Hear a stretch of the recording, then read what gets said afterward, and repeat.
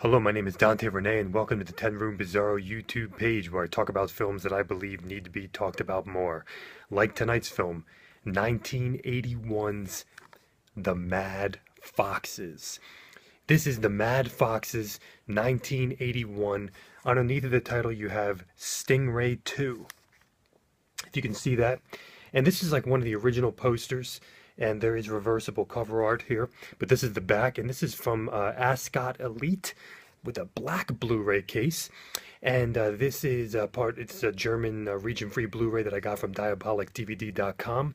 This is a really, really rare film, and Diabolic is the only site where you can get this movie, as far as I know.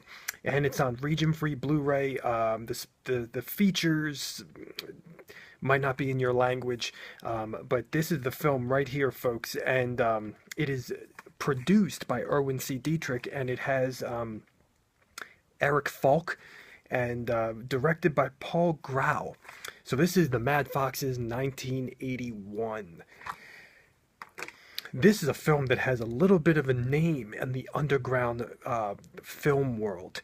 The people who do know about the film will say a lot about it. And then the majority of people, I would say, don't know about the film. The interesting thing is that when I kind of was interested in it and purchased it on Diabolic, I kind of was hearing things about it online and through different people talking about it because of other movies I was looking up, and things were being connected, as you know how that happens. And I didn't realize that Erwin C. Dietrich had anything to do with this film until I purchased it and saw that he was the producer. So things became even more interesting here. Now, this film is wild. It is crazy. It is cult. It is, I mean, this movie has cult written all over it. I mean, if you are a cult underground crazy movie fan, this really defines in many ways cold underground low budget cinema, without a doubt. Now, there are English voiceovers, and there's subtitles and things like that. So essentially what we have here is we have, in many regards, a revenge movie. In many instances. Now, typically you have films like I Spit on Your Grave, Last House on the Left, these rape revenge films. And in some form or fashion, this could kind of hint at the genre of rape revenge, except that the lead character is a man. But it kind of flirts with rape revenge, but then it also just goes to straight up revenge. And mix in there sexploitation, Nazis, vicious violence, tons of penises, and S&M outfits, gimp outfits, a wild car that is on the cover right here. This car is almost a character in the film, really. Some wild music, some great cinematography, really artistic cinematography, and you have this really wild beast. We're going to get into this movie here. This is The Mad Foxes. This is really, really, most people would consider this film despicable, vulgar, politically incorrect, offensive on many, many levels. So we're going to get into The Mad Foxes. I absolutely love this movie. Just watched it, so let's get into it. First and foremost, we go with the music for the film. And the music, it says, was by E Flat. E Flat, the name of the artist or band. Now, the interesting thing is that the film is bookended. So we have a song at the beginning of the film and at the end of the film by heavy metal bands. And I'm blanking right now, but I think one of them was Crocus. But we have heavy metal in this in the soundtrack for this film. But then score-wise, we have a lot of diversity. We have some wild, fast percussion, very exploitation-y percussion in fast sequences. And we also have Walter Baumgartner's famous sex music for the Six Swedes films. I recognized it when I was watching the movie. And just like in those films, the song starts when, you know, the panties drop. In this film, the song starts when the violence erupts, or gang, or like the gang goes out, or sex. But mostly on the violence for this film, tied with that familiar music.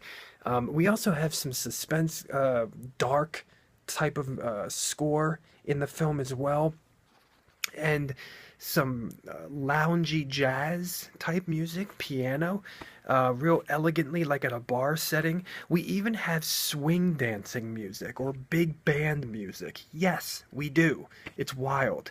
Um, we have some really, really quiet music also in the film, which is hard to hear. It takes a really takes the back end, and I don't know how much that had to do with the English dubbing that I was watching it in. Um, but so you had that as well. Some very low level, almost silent at times, just the natural sounds of the film. And also some just great exploits, you know, that type of exploitation 70s music, funky, sleazy, groovy type of music. So a lot of diversity in the music, but the one piece of music that really gets repeated a lot is that Walter Baumgartner music from the Six Swedes film. So when I was listening to it, my association with it is, you know, vaginas, breasts, and sex. And hearing it in this film, in the context of this film, was a little bit wild, and it was like abrasive, you know, in the context of this particular film. So they're called E flat, but it's interesting because there's Walter Baumgartner music in here as well. So I don't know much about E flat. So when we look at the cinematography for this film, I got to tell you, just like I will say about the Mad Foxes, I don't think you've ever seen kind of that gutter trash exploitation film like this with so much penis. But I will also say, I don't think you've ever seen a gutter trash, low budget exploitation film like this with such cinematography.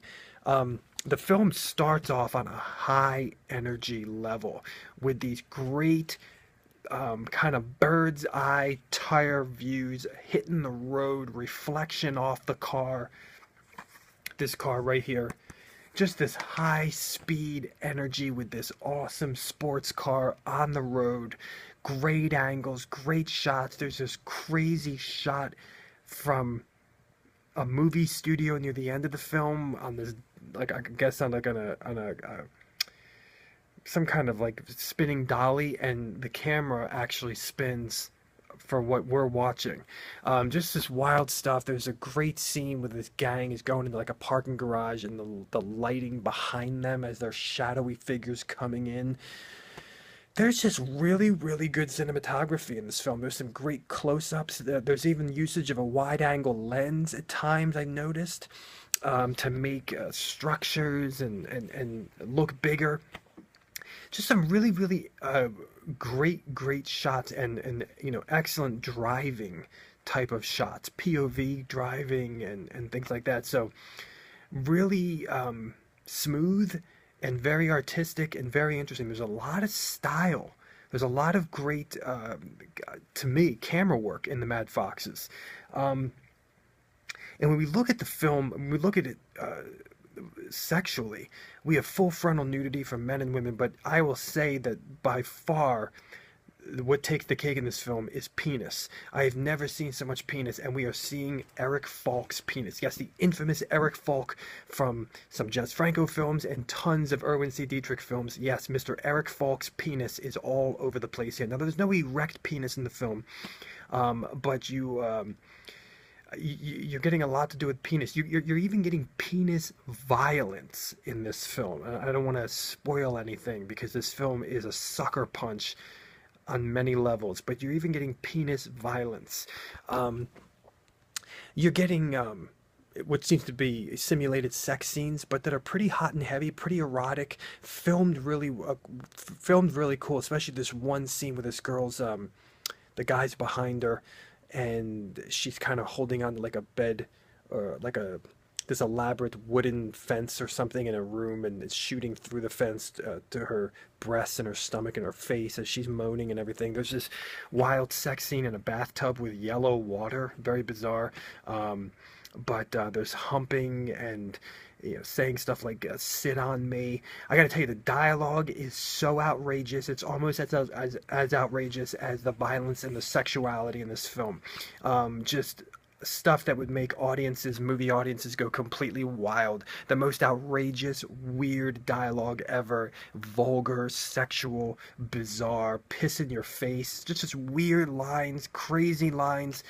But I thought that some of the sex sequences were pretty erotic, actually, and but not overly explicit. But you are seeing vagina, you are seeing penis, and you're getting humping. Okay, in terms of the girls in the film look pretty good, especially the first one, who was supposed to just had her 18th birthday. She was very attractive, but they all were sexually attractive in many ways, bodies and everything else. And for the ladies, you get Eric Falk, of course. The violence in the film is really abrasive. I mean, this is some really, it's even gory, but in a nasty way, in a Last House on the Left type of gore. If you catch my drift, there were a couple scenes in Last House on the Left, if you know what I'm saying, by Wes Craven. So it's nasty, it's mean-spirited violence, it's dark and gritty and horrible, even involving crippled people and old people and just innocent people, and it's I thought the special effects were really well done in this film.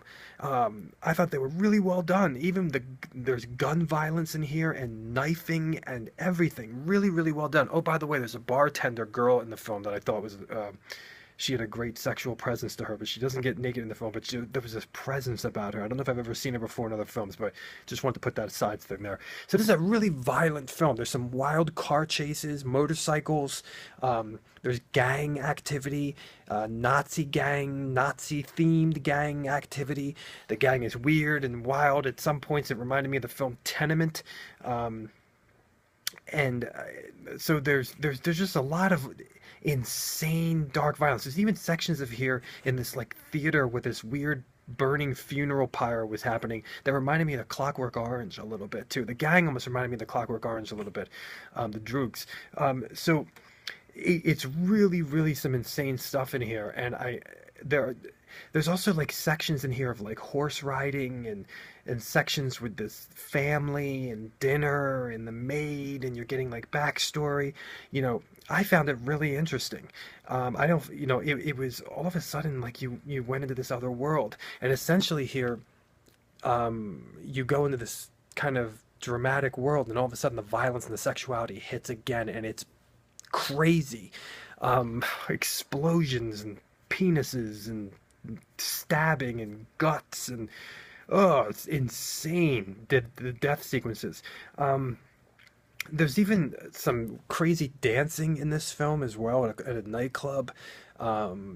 I just loved a lot of the situations with the conversations and the people who worked at this bar and this other bar and this man who was missing a leg, and it's just so weird. And Eric Folk is laughing nonstop in this film. It's a crazy movie. This is 1981's The Mad Foxes. Thank you so much for watching the 10 Room Bazaar YouTube page, where I talk about films that I believe need to be talked about more, like The Mad Foxes 1981. Thank you so much for watching, and please feel free to check out my own personal films at youtube.com/poopydiarrhea. Thank you, and good night.